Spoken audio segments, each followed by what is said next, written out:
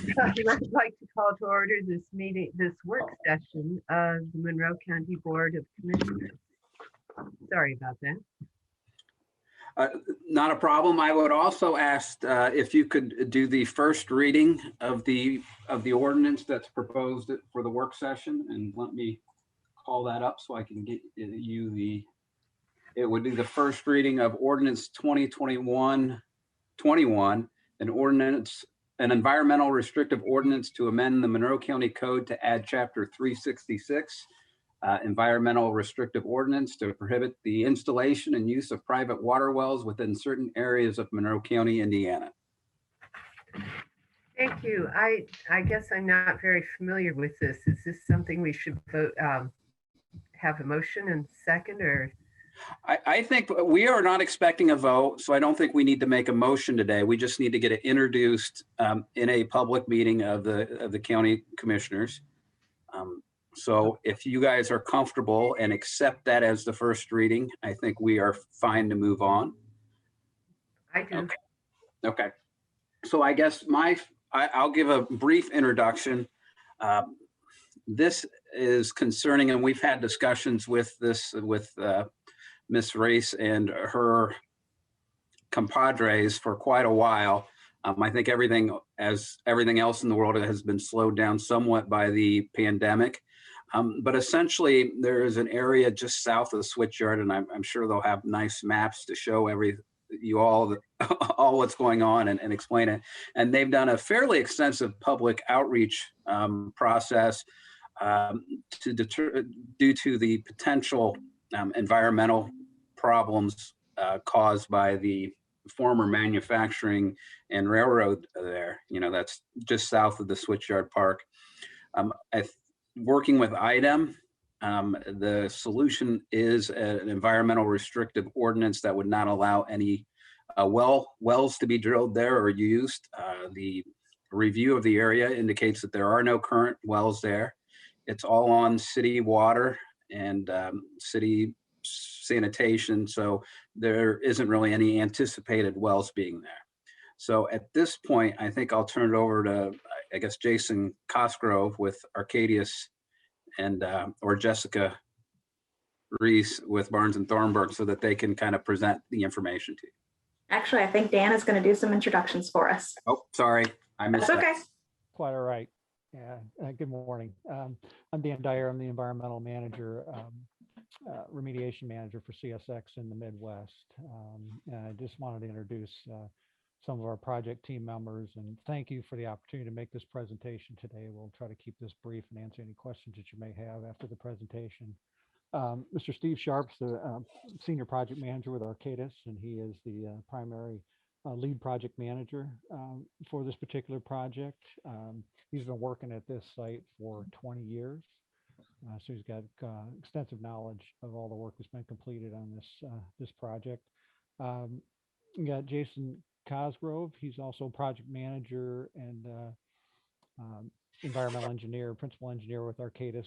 Jason led our public outreach efforts on this, set up the website and the various information sheets that we provided there, as well as the virtual open house that we held on February 25th for the public. And then Jessica Reese is an associate with Barnes and Thornburg, and she's supporting us in a legal capacity throughout this process with the ARO. So I'm going to turn this over to Steve, and he'll lead us through the presentation along with the others. So thanks again for the opportunity to make this presentation today. Steve? Yes, thanks, Dan. Good morning. Can everybody hear me? Okay.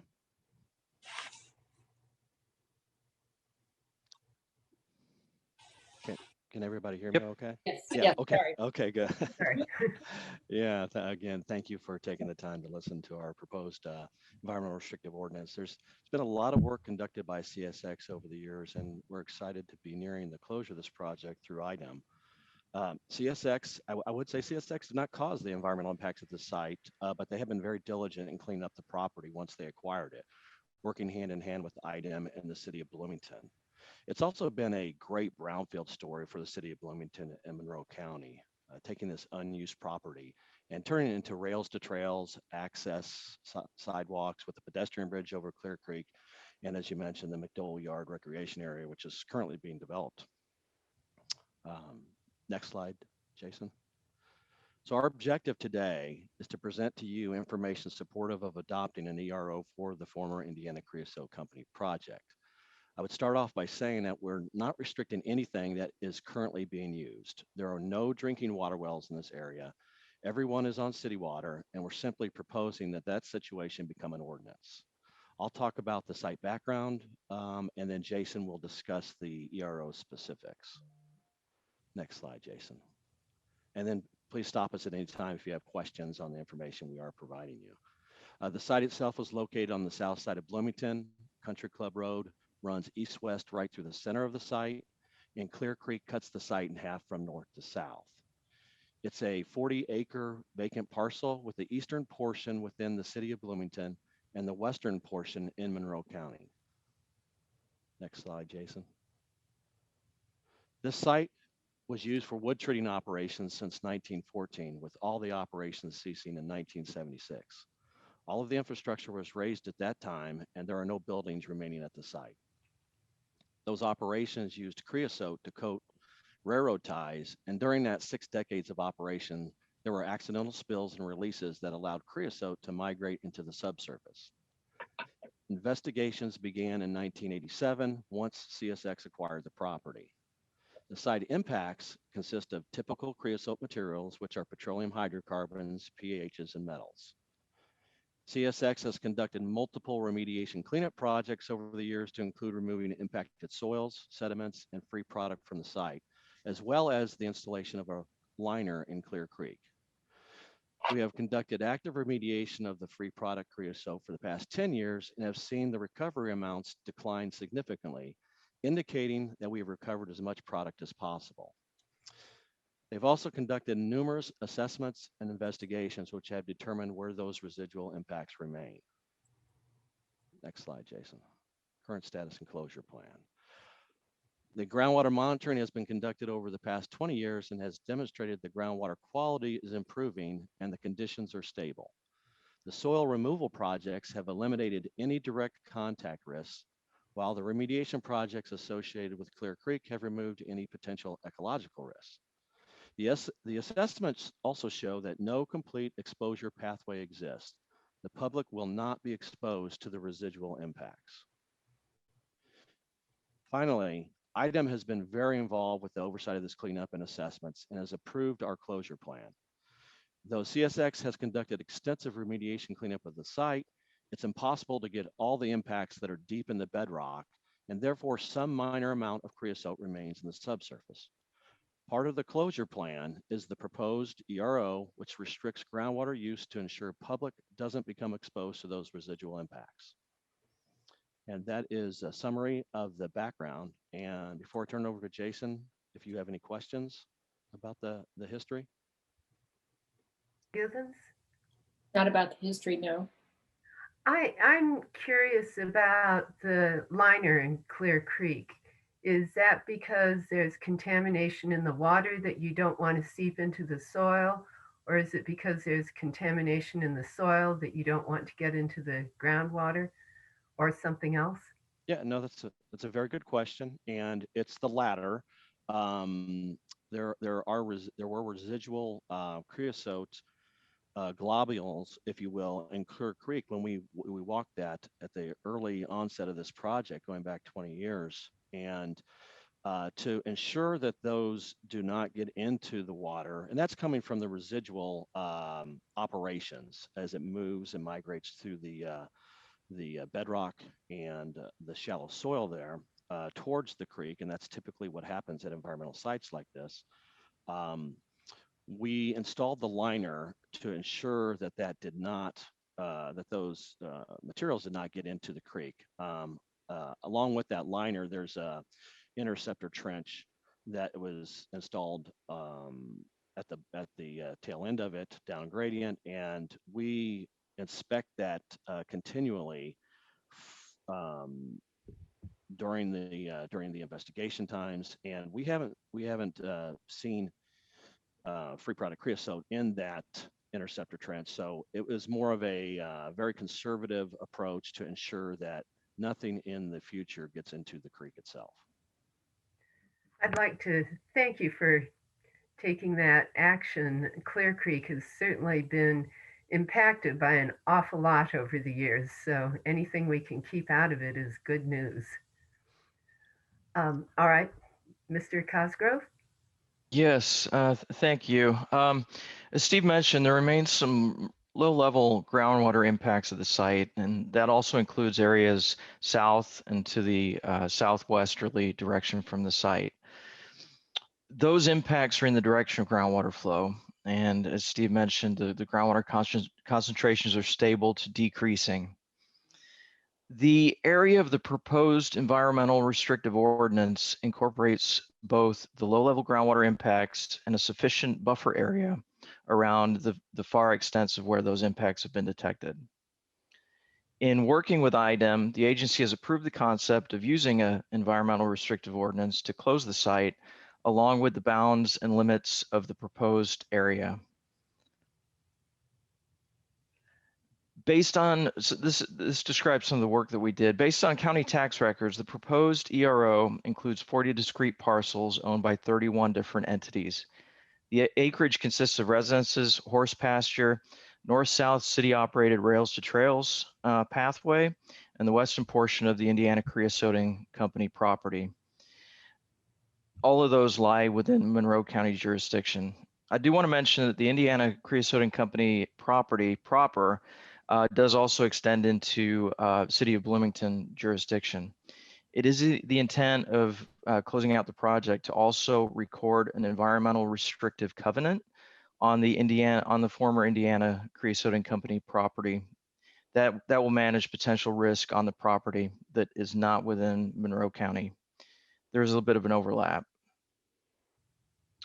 The intent of the ERO is to mitigate future potential risk by eliminating exposure to groundwater, as Steve mentioned. The EROs, environmental restrictive ordinances, have been used successfully throughout the state in several communities and are an IDEM approved method of mitigating potential risk. I'll emphasize the intent of the ERO is not restricting anything that is currently being used in the proposed area. All parties are using city water, and the ERO is intended to restrict future groundwater use and maintain current and future owners to source their water supply from the city provided water.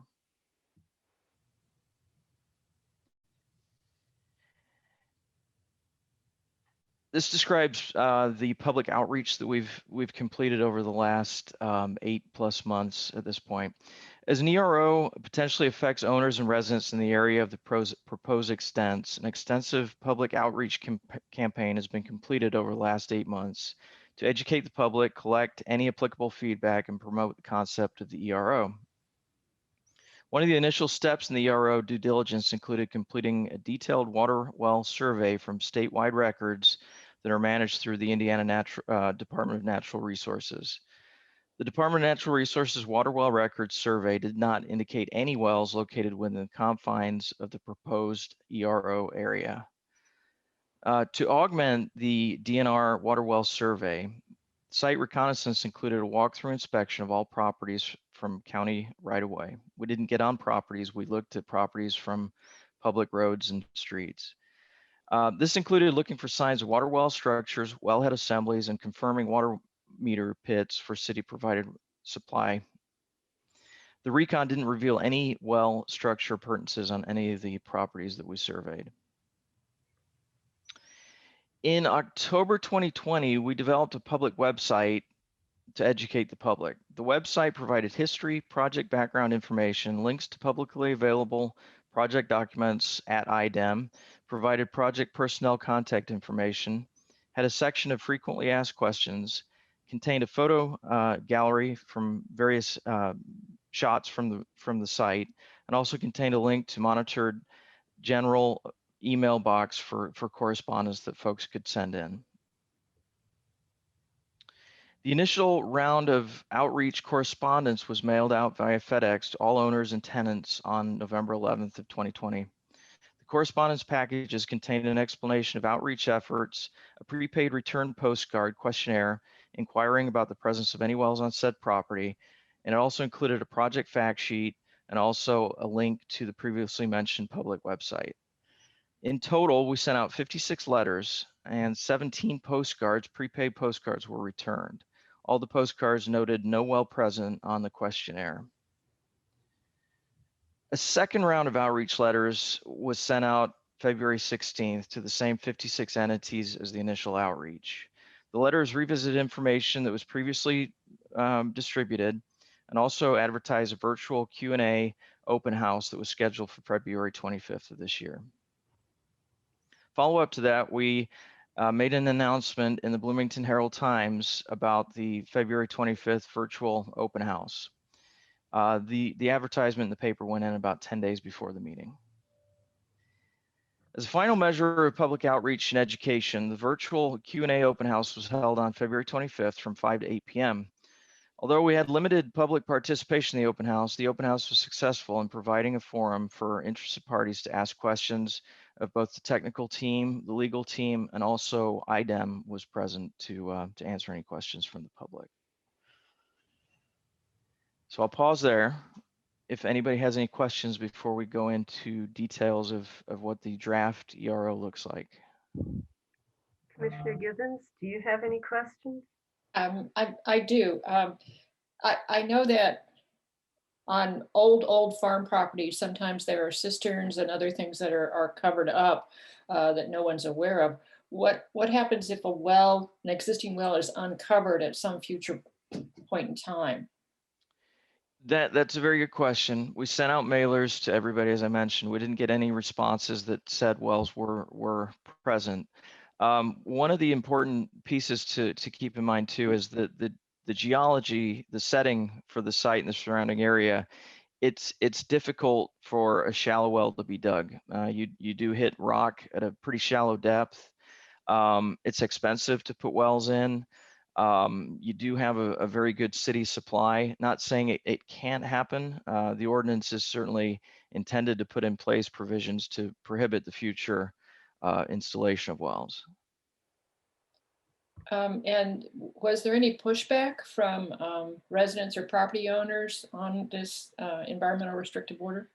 No, it's a short answer, but no, we haven't received any pushback, feedback on any of the various outreach pieces that we've completed. Nothing. Thank you. Jason, do you want to mention generally the number of hits we've had on the website? I think it's about 100 a month, but I know you know those numbers better. Yeah, absolutely. So we do track on the website. We did have a tracker on there, so we could log traffic for people jumping on, and we could actually track what they were looking at. So going back to October rollout of last year, we had it increased, traffic increased over the months. We had anywhere from 100 to 300 plus hits a month. Some of that was spam, so take that into consideration too. And then we did have a peak of outreach and downloads around the time of the second mailing that went out that was advertising the public open house meeting. But again, we received several junk spam emails through the public website mailbox, but we did not receive any negative feedback or really much of any significant questions whatsoever. Thank you.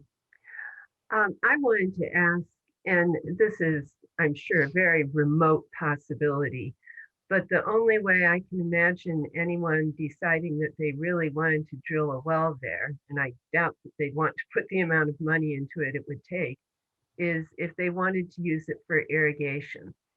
And I was wondering if that is possible, or if it's just no wells no matter what, or the ordinance is written to the point of no wells. okay. It's overly protective.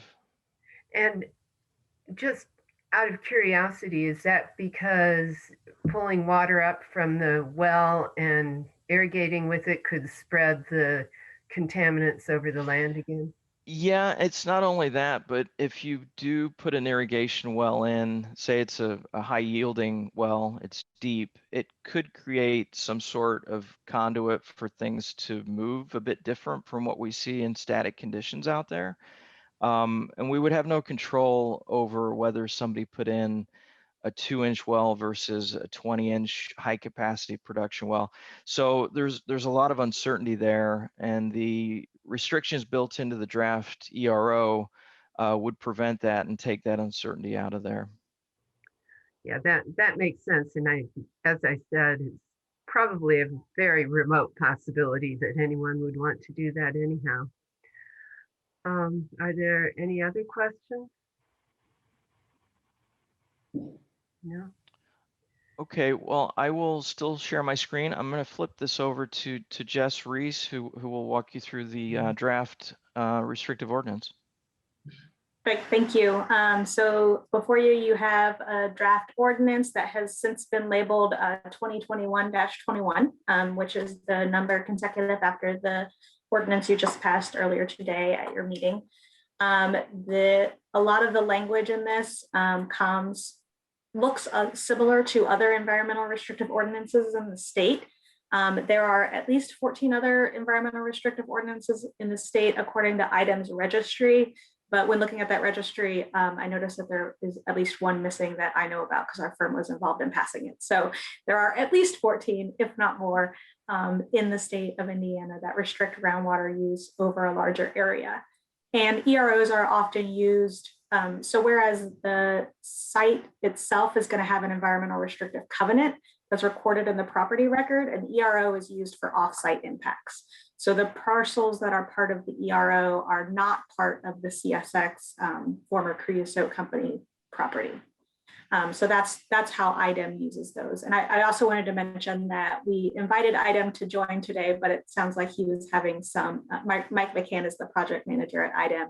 It sounds like he had some technical difficulties. So I'm sorry that he's not available today to answer questions, but I'm sure if you give him a call anytime this week with questions, he could answer those as well. So IDEM has reviewed this ERO and found it to meet our requirements for closing any exposure pathways at the facility to that might occur on that offsite property. So there's 4 whereas clauses that you see. They go through kind of the information that IDEM wants to see in an environmental restrictive ordinance. They want the public and the commissioners to know why they're doing this and why this is going in place. And that's that first whereas clause, that we have contaminants that exceed residential groundwater standards. And so we need to restrict the use of those. As we've talked about already today, the city of Bloomington maintains a water utility for all of these properties. And so everyone already has safe, reliable water. So the Board of Commissioners just finds through this ordinance that the best way to protect the public is through the restriction of water wells in this area.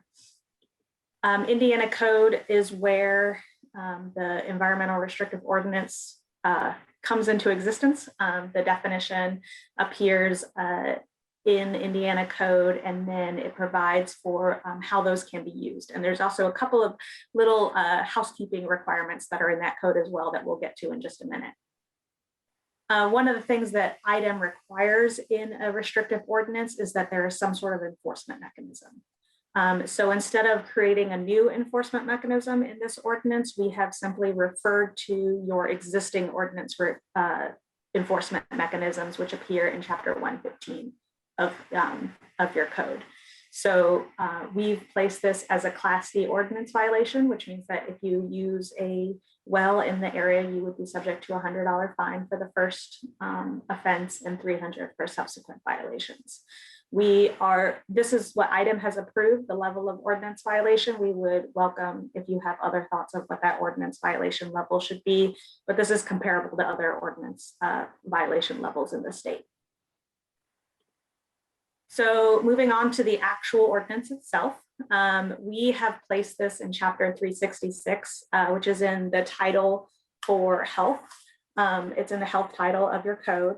It immediately follows chapter 365, which is private sewage disposal systems. So we thought it fit really nicely right there with stuff that you would be thinking about for your property so that the public would be able to find it easily. A lot of the other things that are in the 360 area include abandoned cisterns and tanks and abandoned wells and abandoned underground storage tanks. So we thought this would be a good place for the public to know to look for this information. So it's in chapter 366 is what our recommendation is. It includes a definition of private water well, which is actually a definition that we stole from your zoning ordinance for water system private is what it's called in your zoning ordinance, but it reads very similar to this with one small change, which is that in your zoning ordinance, it is only for potable water, and in this ordinance, it's for potable and non-potable water. So that covers the use that you were asking about for irrigation. That would be considered a non-potable use. So it defines water well, and then it also defines the restricted area, which we'll get to a map in just a moment. That restricted area is defined as the map in Exhibit A, and then the list of tax parcels in Exhibit B. Which are provided as part of our ordinance. 366-2 is the main meat. It just is a very simple restriction of the use or installation of any water well. So if one is discovered in the future, its use is restricted, even if it exists today. And any going forward installation is restricted as well. 366-3 provides that enforcement and identifies it as a Class D ordinance violation, as we already talked about. So that just refers to other existing parts of your code. And then the general provisions are what I mentioned earlier in terms of what IDEM requires for an ERO. So IDEM requires that the commissioners notify IDEM as soon as an ordinance like this is passed. And we're happy for you to do that. We're happy to take care of that for you. A lot of companies that have had to go through this process have taken care of that on behalf of the commissioners. It's up to you guys what you want. But you are required to notify IDEM when it's passed. You are also required to notify IDEM if it's ever amended or repealed. And that makes sense because IDEM will want to know if these restrictions are taken off of these properties because that has impacts for the exposure pathways that we're dealing with. So we might not be around then. So that would be a requirement that you're placing on yourselves to give that notice to IDEM. And that is the extent of the ordinance. If you want to go down to the restricted area map real quick. So you can see the purple is the restricted area. And you can see the black dotted outline as well. That is the actual site itself. So like I said, that'll be covered by an environmental restrictive covenant with the same restrictions of no groundwater use. And then you can see kind of in orange where the Monroe County versus Bloomington City jurisdiction is as well. And then the last piece that defines that restricted area is the Exhibit B, which is the tax parcel identification. So this is every parcel. One thing that I didn't hear, so I'll just cover it again just in case I missed it but there's a list of 40 parcels on here, but there were 56 letters that went out. And the reason is that if the owner of the letter was different than the letter address, then we made sure to send one to the address and to the owner. That way, both owners and residents were covered just in case it was a rental property, that the people who are living there know and the people who own it may be out of town or living at a different location know as well. So this list of tax parcels in Exhibit B is the actual parcels that are covered by the environmental restrictive ordinance versus the list of 56 letters that went out, which is a little bit larger. And that is the ERO. I'm happy to answer any questions you have about it. Mayor Givens, any questions? Well, first of all, it's nice to have consistent language written in across our different ordinances. So thank you for that. So if this is passed, how does this get recorded within the county, the deeds here in the county? It doesn't go on any deeds in the county. only the restrictive covenants go on the deed record. This just is an ordinance for the county. Okay, Maybe if I could, we've put this so this would be actually be part of the county code that would be published. You know, when we do our code updates, we update all the codes which are kept at the library, are online, and all those various. So this would be available to the public post that code update. okay. And then we'll have to work with you, Mr. Cockrell, on who notifies IDEM, how we want to proceed with that. I think that we can send it up, or they could send it up, and it may be best if we both go ahead and send it up to make sure that they get it at least once, if not twice. Certainly doesn't hurt. I have one final question that is also an extremely remote possibility, but you are specifying water wells, and there are other kinds of wells that can be put in.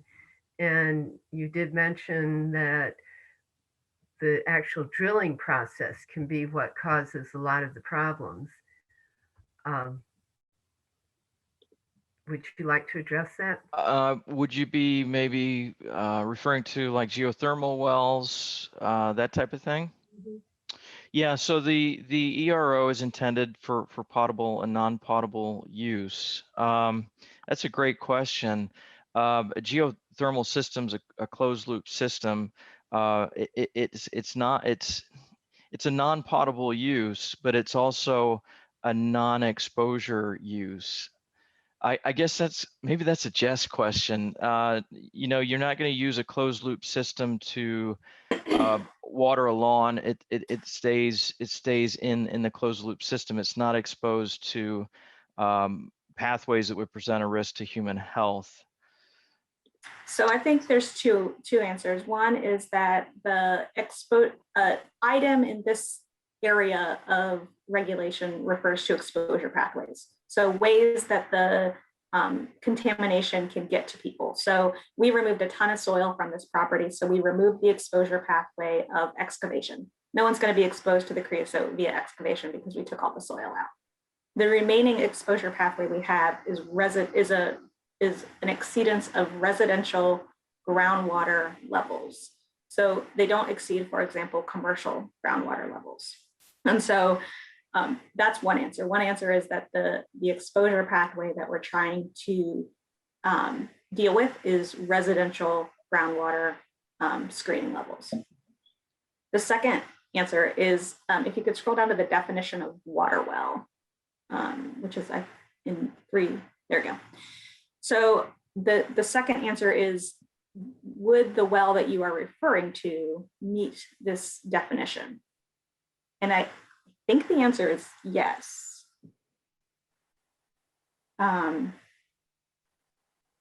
It's a plumbing system for potable or non-potable water that is not constructed by a municipality.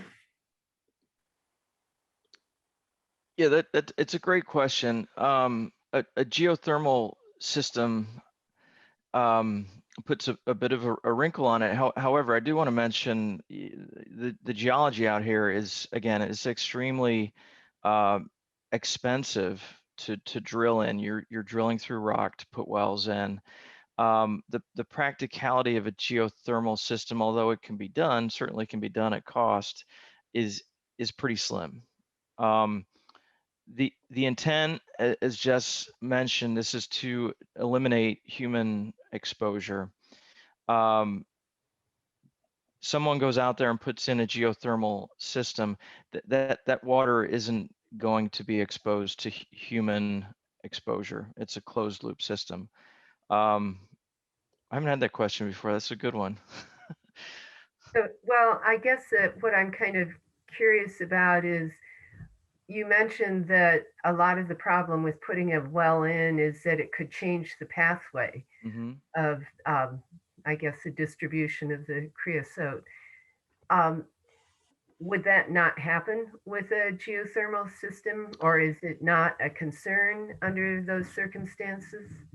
I would not be concerned because it's a low volume throughput system. Unless you're putting a geothermal system on some sort of large manufacturing facility, you've got a very small, like residential geothermal systems. It's a very low yielding system.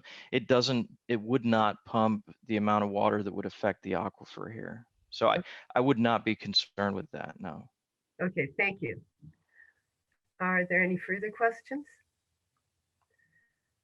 I'm afraid I don't remember whether or not I asked for public comment during a work session. Mr. Cockrell? You certainly can. Okay. I'm not Or no, have no any. hands raised anyway. Sorry. Okay, thank you. Thank you. Then does anyone else have anything else for our work session? I have one quick question, Oh. which is whether or not you would like, so the plan is for next week for you to vote on the ordinance at the main meeting.